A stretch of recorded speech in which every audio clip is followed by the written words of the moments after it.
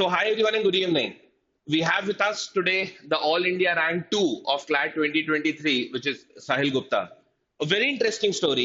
So, Sahil ने 2022 में जब CLAT लिखा था, so उसकी रैंक 4000 समथिंग थी.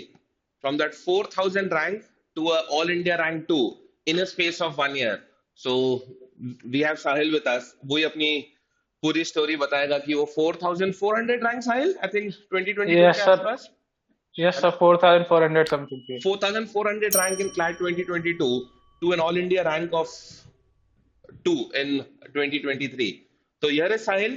Sahil, congratulations to you and the complete family. I'm sure it's a very big moment for all of you. ये दिन Yes. कुछ कम ही आते हैं पूरी जिंदगी में. Yes, sir. I'm sure you Yes. would be, I think समझ भी नहीं आ रहा होगा कि क्या चल रहा है, क्या हो रहा है ना? हाँ, अभी तो बिल्कुल कुछ समझ नहीं आ रहा सर. कुछ समझ नहीं आ रहा. मतलब तो हाँ, सुबह सुबह हाँ बता. एकदम से स्कोर देखा तो एकदम बहुत ही मतलब AR2 तो बिल्कुल अनएक्सपेक्टेड था ना, इसलिए मतलब 50 तक स्कोर देखने के बाद 50 तक एक्सपेक्ट कर लिया था कि 50 तक आ जाएगा.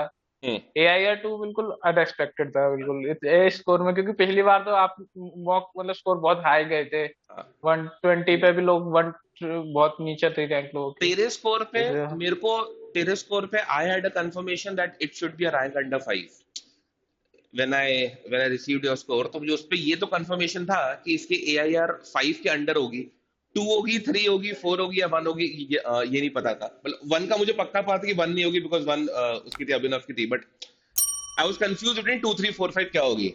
एनीवेज, चल अपन चालू करते हैं. साहिल, बस what makes you do law as a graduation? I mean, why law as a graduation? Sir law मतलब मुझे थोड़ा सा फैसिनेट करता था बचपन से ही कि मतलब अच्छी सा लगता था कि लॉ अच्छा सा करियर होता है. तो लॉयर्स को लोग देखते हैं, कोई भी कुछ नहीं कहता उनसे, मतलब थोड़ा अच्छा सा लगता था देखने में. बट कभी ऐसे बिल्कुल ऐसा नहीं था कि मैं बिल्कुल बचपन से लॉ ही करना चाहता था, हम्म. है ना. फैसिनेट तो करता था बचपन से. हम्म. मैं 11th हो गया, 12th हो गया, और मैं बिल्कुल ब्लैंक था 12th तक अपने कि मुझे करना क्या है आगे. हम्म. क्योंकि मुझे एक चीज पता थी 11th 12th में कि मुझे ये कुछ सब्जेक्ट्स में मजा नहीं आ रहा साइंस में. हम्म. तो मैं वो तो फिर उसमें आगे परस्यू नहीं करना था. तो तो साइंस के सब्जेक्ट्स में मजा नहीं आ रहा, इस पे क्लैरिटी थी कि चलो साइंस तो नहीं करना है. हाँ so that was the process हाँ ऑफ एलिमिनेशन कि चलो साइंस इज ओवर नाउ. तो ना, तो हाँ फिजिक्स केमिस्ट्री लेनी ही नहीं है. I think you told me कि तेको केमिस्ट्री एज अ सब्जेक्ट मुझे बहुत बहुत बहुत ज्यादा बोर करता था. हाँ, वो बोर करता था क्योंकि उसमें बहुत सारा याद करने का होता था हाँ. समझने की बजाय. हाँ. तो वो बहुत बोर करता था. फिजिक्स और मैथ्स में को इंटरेस्ट देते थे, बट वो केमिस्ट्री बिल्कुल उसको नलीफाई कर देता था उस इंटरेस्ट को. मेरे साथ भी यही था. दोनों. मतलब when I was in my 11th and 12th तो मेरे को भी फिजिक्स और केमिस्ट्री बहुत इंटरेस्ट करता था. सॉरी, फिजिक्स और मैथमेटिक्स में मुझे मैथ्स बहुत ज्यादा इंटरेस्ट करता था. उसके बाद फिजिक्स और केमिस्ट्री बहुत ज्यादा बोरिंग लगता था. सो आई थिंक तेरे केस में then PCM was out of question, PCB was out of question. तो इंजीनियरिंग और यस मेडिकल सर. साइड तो नहीं जाना है. So yes sir. Then you chose. तो हाँ. उसके बाद सर मेरे को मतलब क्लैट के बारे में पता था, और भी बहुत सारी चीजों के बारे में मैंने ढूंढा कि क्या क्या किया जा सकता है. हम्म. उसके बाद मैंने बहुत सारे 12th के बाद अपने क्या कहते हैं आई रिमेम्बर आई मैंने कुछ 4 5 चीजों के फॉर्म भरे उस टाइम पे, जस्ट टू सी कि क्या चीज क्या है, मतलब कि हम्म. कैसे कर होता है चीजें. हम्म. सबके लिए एक आध दिन पहले कुछ बुक पढ़ ली कि कैसे पैटर्न आएगा, अगले दिन क्या होगा हम्म. एग्जाम. फिर मैं सबके एग्जाम देने भी गया धीरे हम्म. धीरे. तो उसमें मुझे क्लैट के वो जो मैंने पैटर्न पढ़ा, वो सारी चीजें मुझे इंटरेस्टिंग लगी कि सीए है. सीए में बचपन से बहुत इंटरेस्टेड था. और मैथ्स में को अच्छी लगती है, क्वांट्स है तो, है ना. तो इसलिए फिर मैंने क्लैट का बिल्कुल सोचा, क्लैट के बारे में फिर और पता किया कि कैसे है अब, कि क्या करियर बन सकते हैं इसमें, क्या हो सकता है. ये सब मैंने फिर और किया. उसके बाद फिर 5 to 6 में फिर मैंने डिसाइड कर लिया कि हाँ ये एक चीज है जो मुझे अच्छी लग रही है, इसमें क्या कहते हैं मजा आएगा, ये करते हैं. And weren't you ever afraid of the pattern of the paper? मतलब लोगों को लगता है कि ये तो काफी इंग्लिश हैवी पेपर है और इसके लिए आपकी इंग्लिश और कम्युनिकेशन आपकी बहुत अच्छी होनी चाहिए. You are you actually come from Agra and I am sure कि हाँ अपनी स्कूलिंग कोई ऐसे बहुत ही ऑसम स्कूलिंग से तो ऑसम स्कूल से तो नहीं हुई है. It would have been a decent school. तो ये बहुत सारे स्टूडेंट्स जो घबराते हैं इन टर्म्स ऑफ कि 2 घंटे में 45 to 50 पेज का पेपर आ जाता है, सो इतना सारा रीडिंग है.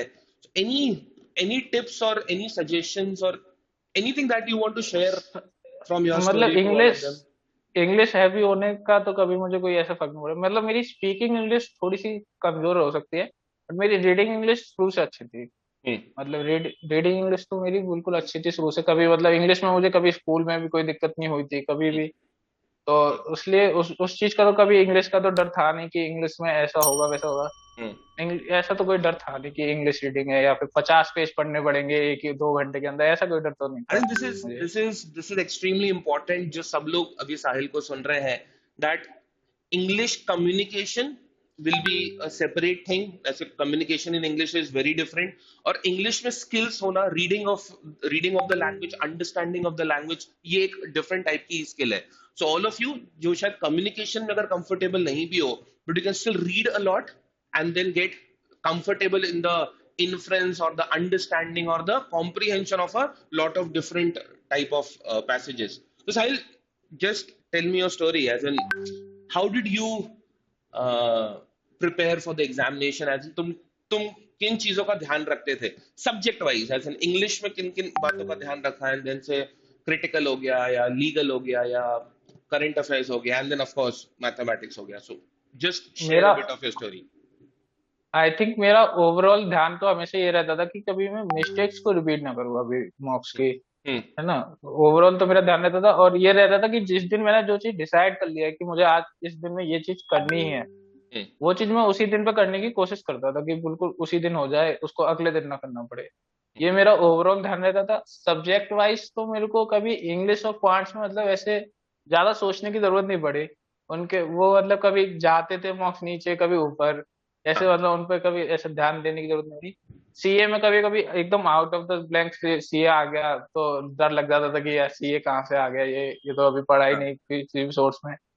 तो वो सीए में कभी, बट वो ऐसे 5-6 मार्क्स में एक आध बार ही होता था। What was the lowest और mark score, Sahil? Sir starting में कुछ 60 कुछ आया था, वही मेरा लोवेस्ट था। Lowest था. And this हाँ was 60। in which month? Sir वही जून के एंड में मैंने मतलब एक मॉक लिख के देखा था, Hmm. शायद वही मॉक था वो, जून Okay. के बिल्कुल एंड में। हाँ. And then जैसे जैसे अपन आगे बढ़ते चले गए in the month of July, August, जैसे सिलेबस अपना कवर हम्म, होता चला गया, मे बी टॉपिक्स कवर होते चले गए होंगे, और ज्यादा करंट अफेयर्स पढ़ लिया, और ज्यादा क्रिटिकल की थ्योरी पढ़ ली. सो हाँ जैसे जैसे बैकलॉग करंट अफेयर्स का खत्म होता गया, हम्म. कंप्लीट होता गया, जो जुलाई जनवरी से लेके बैकलॉग आ रहा था वो, हम्म. और क्या कहते हैं धीरे धीरे लॉजिकल में चीजें समझ में आने लगी कि इन्फ्रेंस ये चीज है, अजम्पशन ये चीज है। हम्म. और तो ऐसे ऐसे धीरे धीरे इंडिविजुअल सब्जेक्ट्स में, कभी किसी इंडिविजुअल सब्जेक्ट में कभी किसी में ऐसे बढ़ता गया, और ओवरऑल स्कोर इन्हीं इंडिविजुअल सब्जेक्ट्स के एक्यूमुलेशन से बढ़ता गया। How did you analyze a mock? So suppose you have written a legal extra mock, you have punched in your answers, और फिर उसके बाद क्या करता था मॉक के साथ? मैं मॉक के जस्ट बाद अपना स्कोर एनालाइज नहीं करता था कभी भी। मैं मतलब थोड़ा शायद उस दिन में लिखा मॉक तो शाम को करा, ऐसे करता था एनालाइज।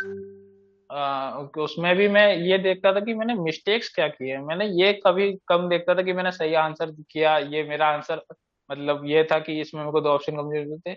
तो कंफ्यूजन वाले आंसर्स में मैं उन आंसर्स को कम देखता था जो मेरे सही हो गए, मैं उनको देखता था कि ये गलत क्यों हो गए। हम्म. बस उन मिस्टेक्स को ज्यादा मैं फोकस रखता था कि ये दोबारा ना हो कभी, कि हम्म. ये वाली हम्म. मिस्टेक मैंने कर दी हम्म. वो दोबारा से ना करूं। मैं दूसरे मॉक जब लिख रहा हूँ या एक्चुअल जब एग्जाम लिखूं, तब ऐसी मिस्टेक ना करूं मैं दोबारा से। तुम इतने सिंपल से स्टूडेंट हो ना साहिल, मतलब it's you don't even know, you will be inspiring so many students to attempt this examination in the coming year. So what are, let's say, 5 things that you would tell them to not do for CLAT, as in let's say for CLAT 2024 or 2025, पांच ऐसी चीजें जो उनको नहीं करनी चाहिए, something from your from सबसे your important और सबसे पहली चीज रहेगी प्रोकास्टिनेशन। प्रोकास्टिनेशन तो बिल्कुल नहीं करना है। अगर आप प्रोकास्टिनेशन शुरू कर देते हो तो फिर आप मतलब बहुत ही मुश्किल होगा आपको फिर, जब जैसे जैसे क्लियर पास आता जाएगा एग्जाम, और ज्यादा फिर आपको एंग्जाइटी बढ़ जाएगी अगर आप प्रोकास्टिनेट करते आओगे तो, है ना। उसके अलावा आप मतलब थोड़ा डिसिप्लिन रहना बहुत जरूरी होता है, चाहे आप ऑनलाइन प्रिपेयर करो या ऑफलाइन प्रिपेयर करो मेरे हिसाब से। कि आप कोई क्लास है अगर आप लाइव ले सकते हो उसे तो लाइव ही लो, है ना। कोई भी क्लास है, ये बहुत नहीं सारे है कि स्टूडेंट्स होते रिकॉर्डिंग हैं मिल कि वो जाती है। सारी ऑनलाइन क्लासेस को बाद में रिकॉर्डेड वर्जन में देखना चाहते हैं, वो 2x स्पीड हाँ पे देख लेते हैं या 1.5x पे लगा के उसको देखते हैं. तो हाँ कि रिकॉर्डेड मिल जाती है तो रिकॉर्डिंग देख लेंगे, हाँ। वो थोड़ा मतलब नहीं करना चाहिए मेरे हिसाब से, क्योंकि लाइव क्लास में वो एक स्पीड बन जाती है, वो स्पीड आपके मोमेंटम वो बना रहता है।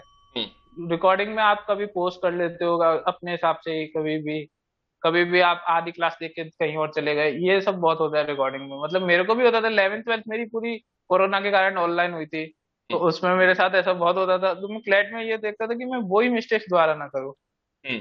सो योर ऑनलाइन एक्सपीरियंस और ड्यूरिंग द कोविड पीरियड, तुमने उसको अपने इस वाले ऑनलाइन एक्सपीरियंस में पूरा यूज किया कि जो मैंने हाँ। गलतियां वहां पे की वो मैं यहाँ नहीं करूंगा, ठीक है। और बताओ, हम्म। और क्या नहीं करना चाहिए?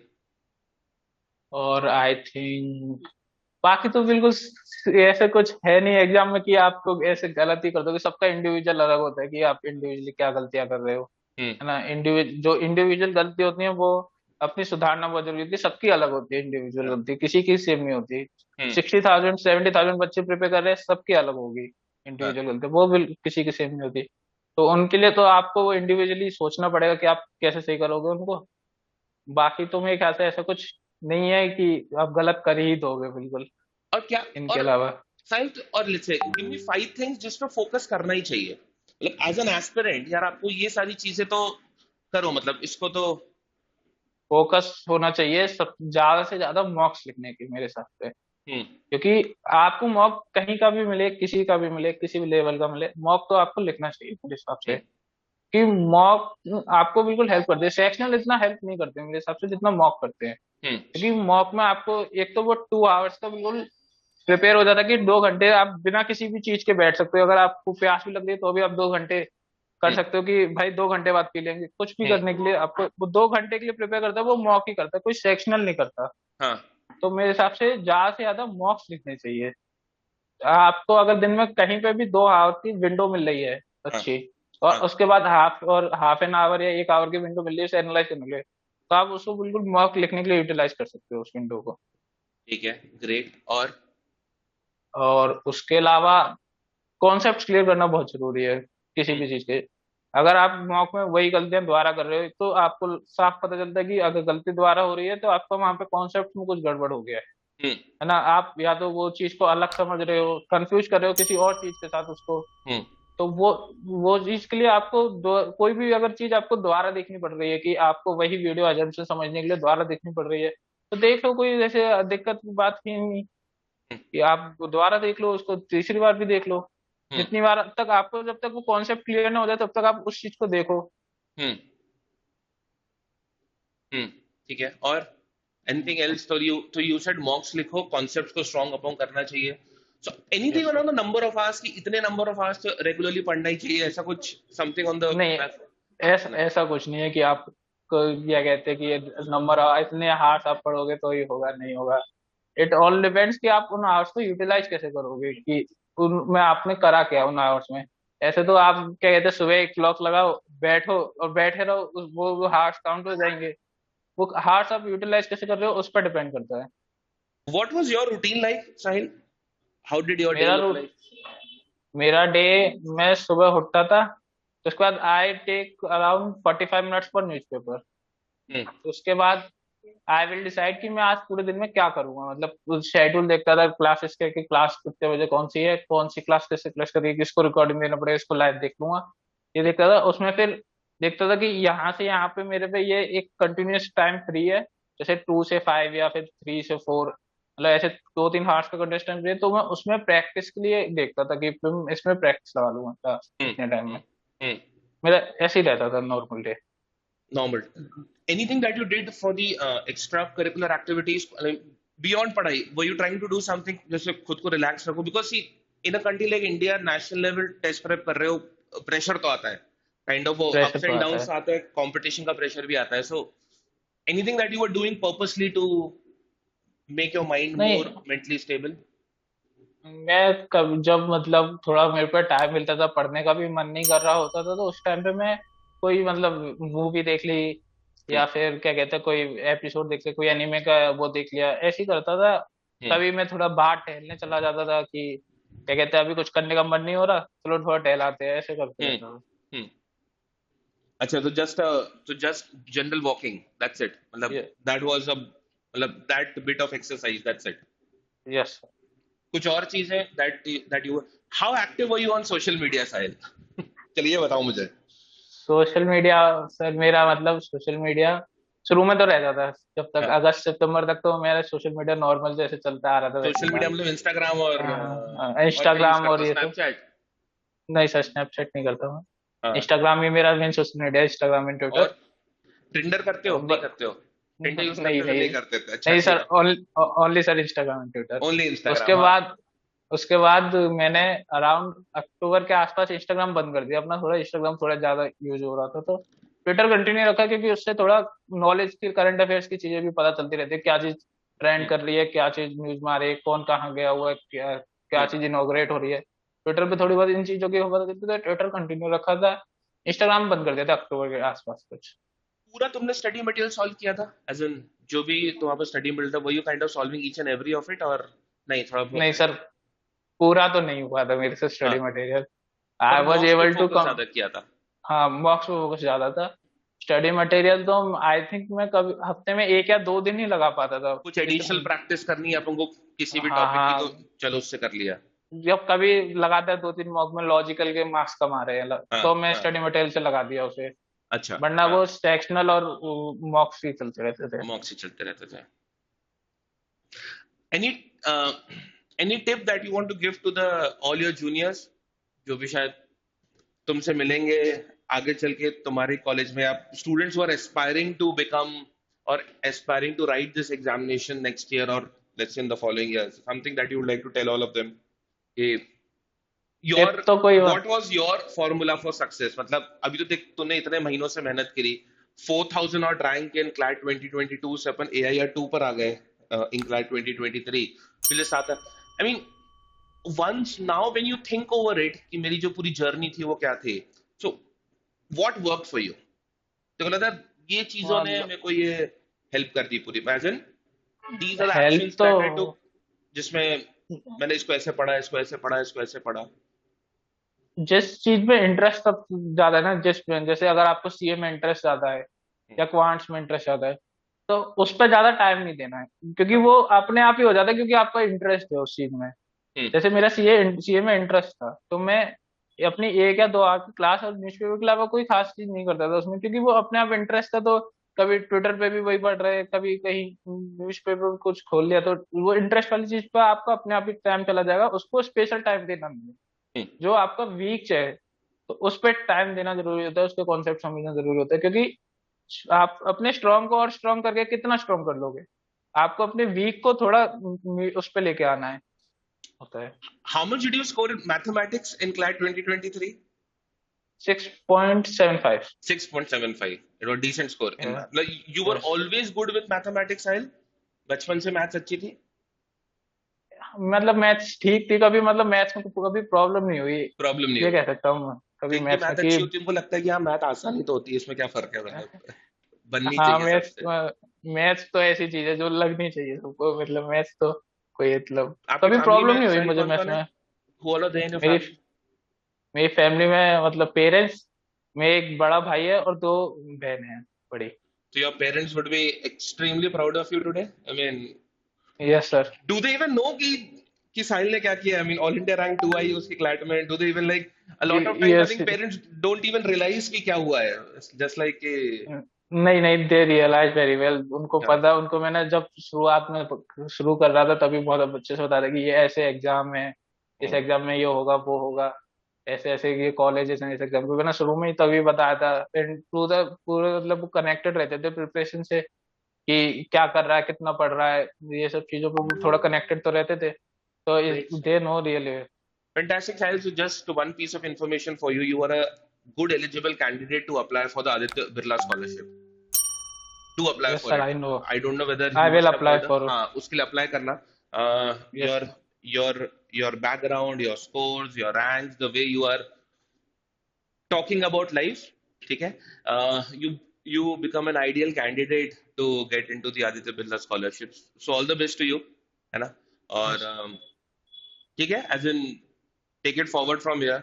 National Law School yes sir. Bangalore would be definitely welcoming you with all arms. So I definitely tell your juniors कि इस साल की थोड़ी सी रैगिंग ले लेना, सॉरी जूनियर सीनियर्स को। आई तुम उनके जूनियर बन गए हो, आई बी डेफिनेटली टेलिंग देम कि साहिल आएगा, इसकी थोड़ी सी रैगिंग लो, इसको थोड़ा और कल्चर में ब्लेंड करो। ठीक है, ठीक है साहिल, चलो let's let's connect of the records, है ना। चल, थैंक यू ठीक है so sir. Much for sharing such an inspirational story, and I am sure ये सबको सबके लिए काफी ज्यादा helpful. It's a share story of hard work, it's a share story of Perseverance, and सिर्फ मेहनत करते करते अगर हम सही डायरेक्शन में मेहनत कर लें, मतलब बहुत लोग, कितनी बार ये बोलता हूँ कि डायरेक्शन सही होना चाहिए। आप जो भी चीज कर रहे हो अपने, लाइक यू राइटली सेड कि वीकर एरियाज को स्ट्रांग करें, स्ट्रॉन्गर एरियाज तो तुम कर ही लोगे, मतलब स्ट्रॉन्गर एरियाज का तो तुम कितना ही स्ट्रांग करोगे उसको। एंड आज की चीज आज ही कर ले, प्रोकास्टिनेट ना करें, write a lot of mock test, है ना। सो ठीक है, आई थिंक दैट्स इट, है ना। चलो Sahil, see you, bye bye, take care of yourself, या बाय, थैंक यू। मिलते हैं जल्दी, बाय बाय।